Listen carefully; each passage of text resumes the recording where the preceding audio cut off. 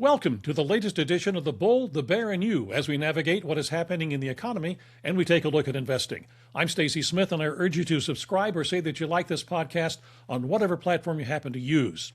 What is a trillion? Well, it's hard to comprehend, but the blockbuster IPO for SpaceX made it a multi-trillion-dollar company in a day, and it made Elon Musk a trillionaire. But as he plots his path to Mars, will his company and the AI companies bring investors the kind of returns they expect? Or are we back to the 1990s and irrational exuberance? It's part of our discussion in today's edition of The Bull, the Bear, and You.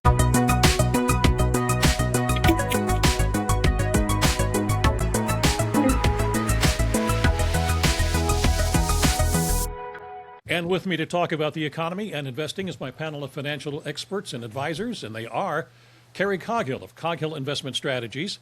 Also with us is Frank Rossetti. Frank has his own alternative investment company, HF Management Company. Joining us at the table is Kim Forrest of Boca Capital Partners, which she helped to found. And he refuses to sit at the kids' table anymore, so he's seated with us at the big table. And that is Michael Godwin of Fergasso Financial Advisors. Michael is the Chief Investment Officer for Fergasso. Thanks again for joining us for The Bull, the Bear, and You. And let's just get right into it. If you don't like volatility, then Wall Street is not to your liking, obviously. Emotionally, you have to be stable because we've seen some major swings in the market in just the last 2 weeks or so. Briefly, since the last time we met, the NASDAQ plunged more than 7%. The S&P 500 was down more than 4.5%. But what goes down must go up. At least that seems to be the case on Wall Street these days. Since setting those lows less than a week ago, the markets have made back almost all of what they have lost, and both the Dow and the Russell 2000 set new all-time highs on Monday. The markets may appear to be headed to the moon, but Elon Musk apparently is still headed to Mars. The last time we met, we talked briefly about investing in IPOs like SpaceX. Well, whether you did or you did not, big-time investors bought into that idea, making SpaceX the largest ever IPO. And it ended its first day of trading with a $2.1 trillion market value, which put it around rank either 5 or 6, whichever one you want to take a look at. And speaking of trillions, Elon Musk became the first trillionaire. Kerry, why don't you sort this out for us from your thoughts right away about this major blockbuster IPO, and we now have a trillionaire. Yeah, I'm not quite sure what to say about that. I don't know that his life is changing from what it was last week, but we have these things happen. I personally think this is another sign that we are in a market that is, what did Alan Greenspan say? Irrationally exuberant, maybe, I think were the words. I think that we're getting that. I think we're seeing that. When we look back at the tech boom of the late 1990s and internet stocks and everything that transpired over that time, the story's kind of the same.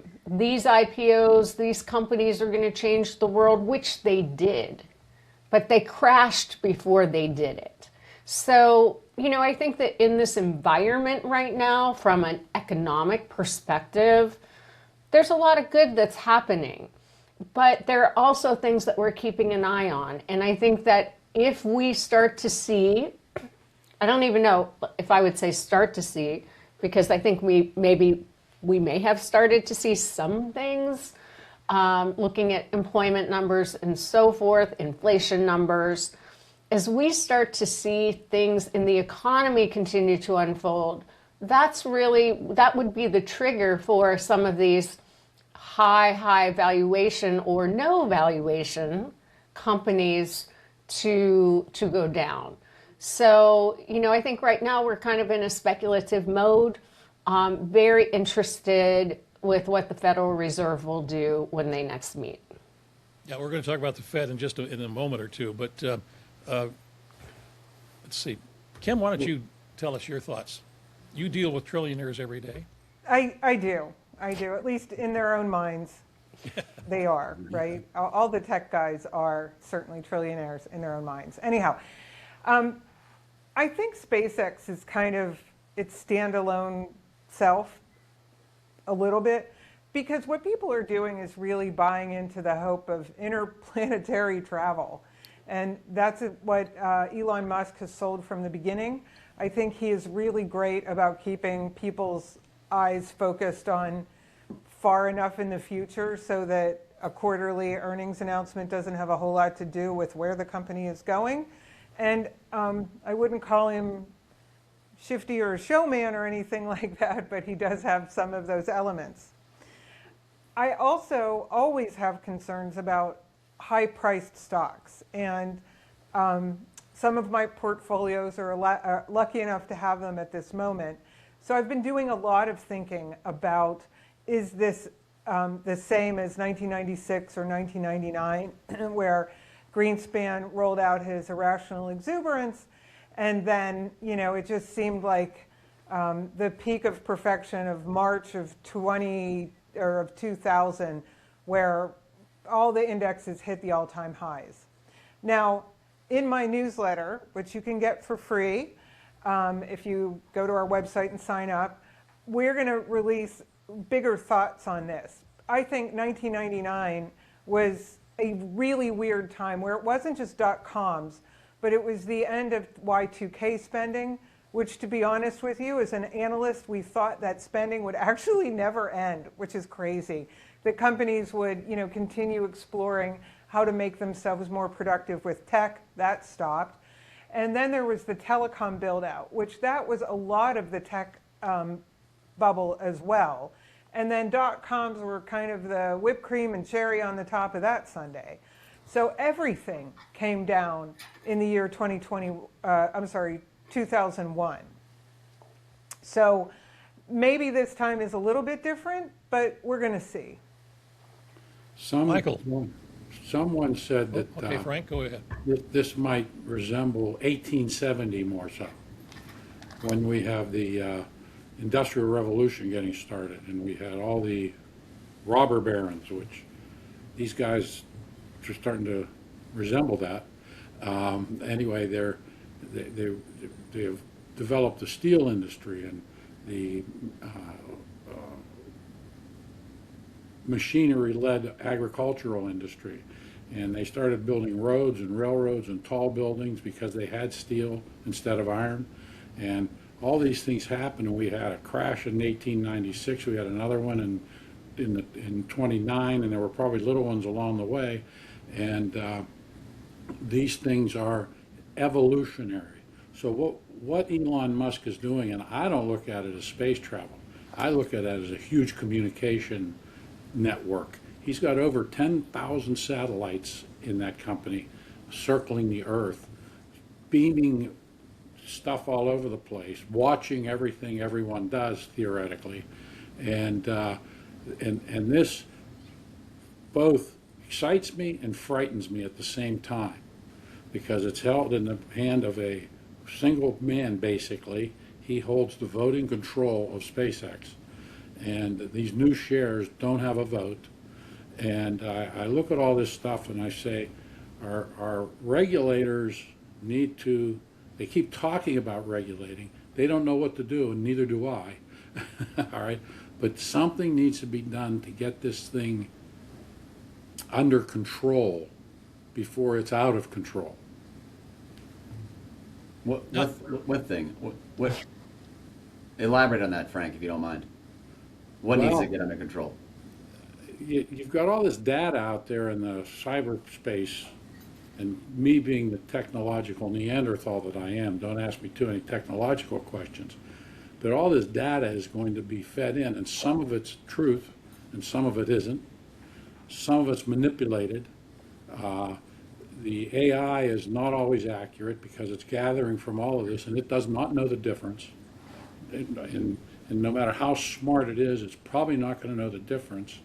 And if it's allowed to be manipulated by people who have less than honorable goals, people will be taken advantage of worldwide. And personally, I don't think that can be good. How do you stop it? I don't have the slightest idea. But it needs to, I mean, I hope they don't call me to opine on how they can fix this problem, because I'm not the person to ask. But it needs to be managed somehow. Yeah, I don't know if governments are the best people to manage. Well, I don't know who should be doing it. I think they need to, personally, I think they need to use the utility model. But I said that about Microsoft and Windows. I thought it should have been a utility. Everybody uses it. I might disagree with you on that one, but anyway, the voting thing, that's an interesting thing. I think that's the same issue Google has, I think, right, Kim? I mean, like, it's not really been a problem for decades on that regard. I mean, the SpaceX thing, I mean, both Kerry and Kim brought up the irrational exuberance from Alan Greenspan. Again, he said that, and then you get 3 really, really strong years before anything happened. And in our industry, 3 years is a lifetime. So my concern with SpaceX, I guess, and any of these higher flying stocks, is I don't think value investing is dead at all. But at some point, you know, the chickens need to come home to roost, and you have to have some sort of, if you're buying any business, like think about it not buying a stock, but think about it if you're actually going out to buy and purchase a business. There's a multiple on that you're willing to pay, right? I mean, the same thing we do in investing, but whenever you buy a stock, you just think, all right, I'm just buying the stock, I own a paper, shares in a company. But if you're actually going in to buy a physical business, you want to be sure you're paying like a reasonable price for it. So at some point, these companies really do need to not only generate significant revenue, but also generate significant profit to justify whatever you're paying. When that point comes is obviously the biggest question that any of us face in our industry. And Elon Musk is Elon Musk.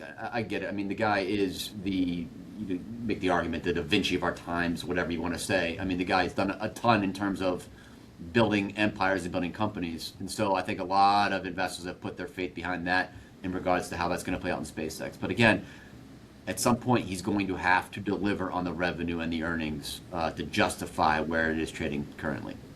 Where exactly has he delivered on the earnings? In SpaceX? Anywhere.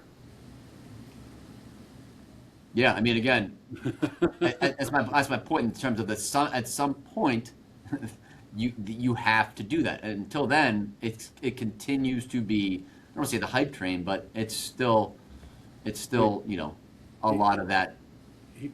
People are betting on an idea, in other words. I think Kim needs to speak right now. Yes, thank you. Thank you. So Go ahead, what Kim. we're flailing about here is this. We'll be back right after this. No, go ahead. Okay. What we're flailing about here is, like, central to my technology, or actually any company investing, is what problem do they solve? What price do they solve it at? Is it profitable for the people who buy it? Is it profitable for the people who are selling it? That's that. If there's answers to all of those, especially about the profitability to both sides, right? You have to make a product at a profit and sell it to somebody who it's going to actually solve a problem at a price that helps them out. I don't see SpaceX necessarily doing that right now. There's a potential for that because we used to, and I'm not recommending anybody to do anything about SpaceX. It does not solve problems in my formula, and the person running it doesn't care. I mean, he just doesn't care to follow my advice, not that he knows me, about solving problems profitably. But one of the problems that he has stepped up to is how to make a better space cost kind of model. Having rockets that return instead of splashing into the ocean, never to be found again, that was something that turned my business mind on, going, hey, maybe he has something. Maybe all this payload stuff going up is worth something. If they think like that, and don't think like governments who were going to space, they were to get people back and forth to space safely, not profitably. So what he's trying to do is get stuff up to space, certainly safely, but also profitably. And I think that enlarges what you can do as a space program, because there's a finite amount of money to spend on it, okay? But any technology, and this is certainly true of AI, Frank, you've brought up some of the issues with it. Everybody sees, that they want a cheap robot to do all the household work. I don't know that that is in the cards in our lifetime, but it has to solve problems at a profit, and that is what is missing from a lot of the narrative out there. Yeah, not to continue beating a dead horse, but the reality of this is that you are entrusting Elon Musk with the ability to turn this profitable. Now, in my mind, I think he's brilliant, obviously. But is his priority making a profit, or is his priority space travel? Because guess what? It's going to take a lot of money to make that happen. So, for people that are looking to allocate money into this, is a speculative play. Like, there's just no two ways about it. Like, pick your speculation, right? Vegas, SpaceX, GameStop, pick it. This is not faster. Yeah, this is not an investment. And, maybe there are people that think that Elon's head is to turn a profit at some point soon. I think that he just wants to, be amazing, which you can't take that away from him. But for clients that are asking us, it's speculative. Back to the basics of investing in the markets. There are two things that drive the markets: fear and greed. Right now, fear is on vacation, and greed is running the asylum. Yeah, and you know what? I just have to say, I've been around, this is my 40th year in the business. So some of these things that Frank is saying, I grew up with this methodology, right? Buy low, sell high, fear and greed. These are very basic principles that I just hope the next generation understands, because at some point the rubber meets the road. And Okay. that frightens me as well, because when I see the ads on TV, half of them are about gambling things. And our society is turning into a casino. I mean, it's bet on the football game. They've got the market doing, what's it called? I can't even remember what they call these things they're betting on, that they call securities. All right. I see the bubble above Stacy's head, how do I get this back on track? No. I've got, on that comment, Frank, it's not only gambling, but you also have selling a lot of drugs on television. That seems to be the other major advertiser. And attorneys who are ready to help you as soon as you have an accident of some sort, to sue somebody else. I mean, and then that's what's advertising on television these days. We were growing up, it used to be grocery stores and cars, and that was about it. But anyway, Michael, to bring you back into this here a little bit, are there companies that you could be taking a look at that would be helping supply or whatever for SpaceX? In other words, they can't do this. He can't do this all by himself, or SpaceX can't do it all by itself, can it? It can't manufacture the metal or whatever it might be that they need to make a spaceship. Well, I appreciate you bringing me back from the kids' table, Stacy. There. I actually don't know the answer to that, but I do remember reading. I used to read a lot about Elon Musk. I do remember he would try to find all the parts that were used in the rockets and the spaceships, and then try to make those in-house, or try to source those a little bit cheaper than what he was getting from outside manufacturers, because there was a big cost savings there in doing that. So I do think they actually do a lot of stuff, probably, I don't know all of it, but more stuff in-house than any other manufacturer probably does for the most part. But don't quote me on that. Okay. And so in regards to just how to profit from that.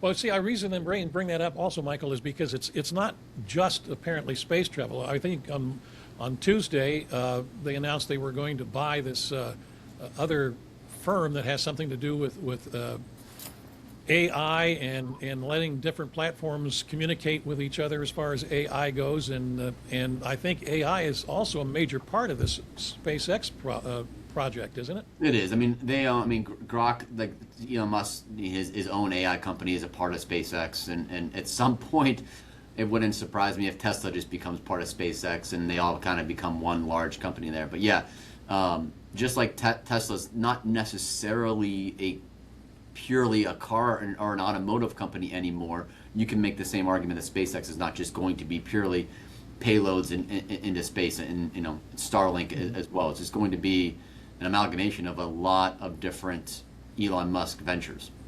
All right, I'd like to wrap this up now and ask, I guess each one of you can quickly respond, hopefully, that you've all kind of sounded an alarm here that, and it's not just for SpaceX, but it's for these other companies as well, that the amount of investing that's going on, and so far the returns are not necessarily there to support the amount of investing.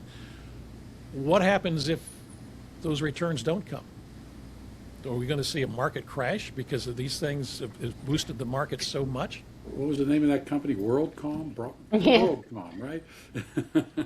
I mean, I'll just give you my 2 cents of it. Markets don't crash because valuations are high. Markets crash because something else happens, and it usually has to do with interest rates. Some sort of monetary mistake, let's say. That's one culprit. Another culprit is, some sort of failure, whether it's a currency failure, whether it's some sort of debt crisis. We haven't talked about private credit in a long time. But there's some other catalyst. Okay. And then that is generally when we start to see things come down. Yeah, I Back to think Mike's- in back to regards to Mike's that. point.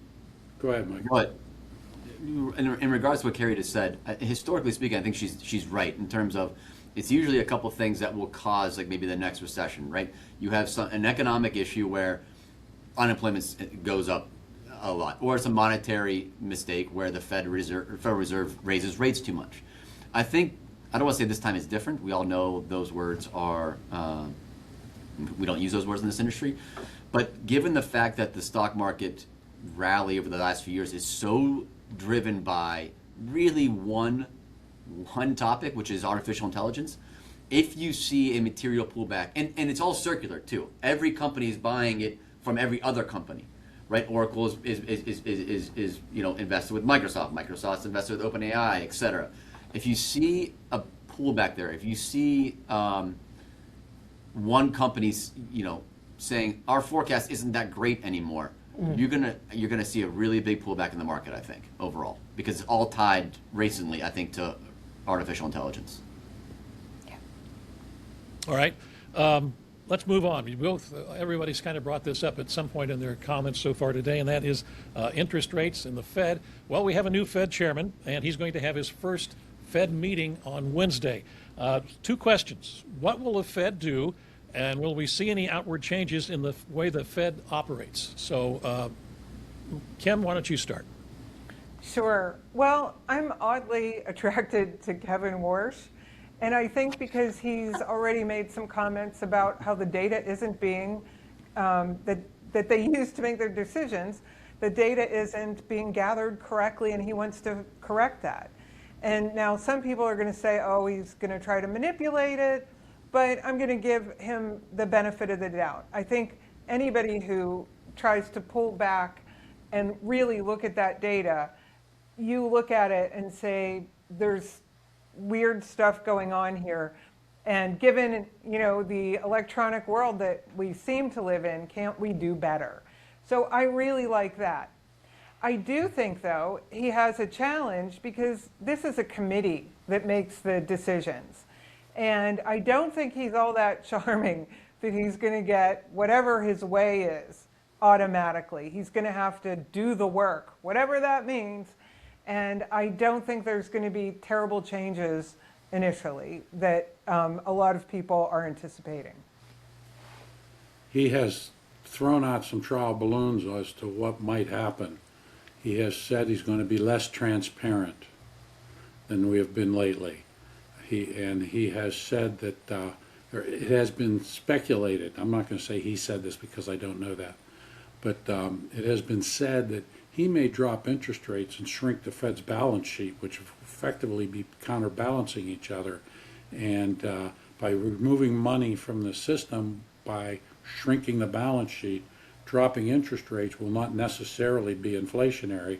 As Kim has said many times over the years, the money supply has a lot to do with inflation too. And by shrinking the balance sheet, you would be shrinking the money supply. And who knows if in fact he'll do that, because as somebody said, it's a committee. It's not a dictatorship. Yeah, I think it's very interesting. It's going to be very interesting. And I say that simply because, he was appointed by the president. We know what direction the president would like to see interest rates go. But he is a professional. And he, I believe, is the kind of person that is not going to be swayed by that kind of pressure, let's say. However, some of this dialogue about looking at, shrinking the balance sheet and the impact, we all understand that, but the average American does not. So if we see rates go down, I think that you're going to get, you never know, right? Like sometimes rates go down and people are like, oh, it's so much worse than we thought. And you see the market go down. So it's not just a slam dunk that this is a great thing if rates go down. I think that economically, last week we had numbers out that weren't great. We saw continuing claims, unemployment claims go up. We saw inflation numbers that were hotter than expected. So, I think that there can be a case made at this point to really just keep rates where they are, because you've got some counterbalancing factors going on economically. But super fascinated by the whole thing.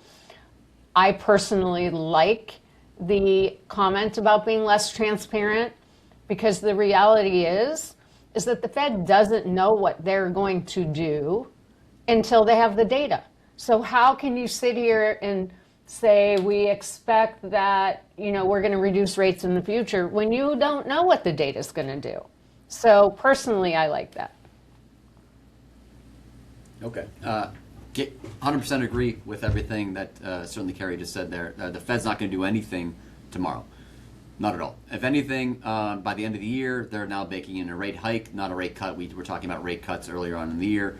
So that's sort of baked into the market right now, that there will be one hike by the end of the year. Kevin Warsh has historically been a interest rate hawk, meaning he wants to keep interest rates higher, not really lower. So how he really got picked by Trump, I don't really know. I was never behind that closed door here. And I think Kerry's right. He's a professional. He's not going to, and Frank and Kim are right too, he's not only a professional, but it's also a rule by committee. He's not going to be the one or maybe two people on the whole committee to say, let's cut rates, while the other 10 say, no, we're not going to do anything, we're going to raise it. He's not foolish enough to do that at all. So I think you're going to see nothing happens Wednesday. And to Kerry's point, who knows what's going to happen with the data over the next 6 months or so. But Frank brought up a good point. The reason he left the Fed under Ben Bernanke was because we had bought way too many, in his opinion, mortgage bonds under that and treasuries under that regime, and he does not want to continue to own all of those mortgage bonds and treasuries on the Fed balance sheet, and he's going to try to figure out a way, I think, to reduce that over his tenure. And yet this morning there was an announcement that housing starts and housing sales were down. So tightening money isn't going to help that, and that employs a lot of people and sells a lot of furniture. Oh yes, for sure. So I want to wrap this up with this and ask this quickly, because you've all talked about whether he is going to be quote unquote more transparent. It was a big article in the Wall Street Journal over the weekend or on Monday that he wants to have the Fed governors, according to the article, stop talking so much as they are. He wants to do away with this dot map, which I guess is what their Yeah. prediction and all of that sort of thing. Will this have any effect on the markets at all? If they're hungry for information all the time, and then they have the knee-jerk reactions to different things. If it's not coming, does that make any difference to the markets? I actually agree with them because I think the individual Fed members, whether or not they're voting members or not, when they're out there telling what their ideas are, it is not that of the committee. And that's the whole point of a committee, is to have different ideas.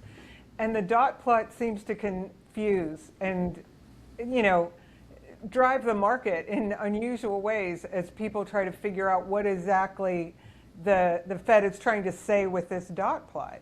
So I kind of agree that these are not necessarily effective means of communication, and hopefully he'll tighten that up. Yeah. And it's been this way before. I mean, we all remember the Alan Greenspan briefcase watch. If Right. his briefcase was, I can't remember which direction, but If it was thin, nothing was Yeah. going to happen. right. All right, well, good. We'll continue our look at investing and the economy in our future editions. And since you're watching or listening to this podcast, I ask that you hit the like or the subscribe button on whatever platform you happen to use. So thanks for joining us again for The Bull, the Bear, and You, and we'll see you again in about 2 weeks or so. Thanks.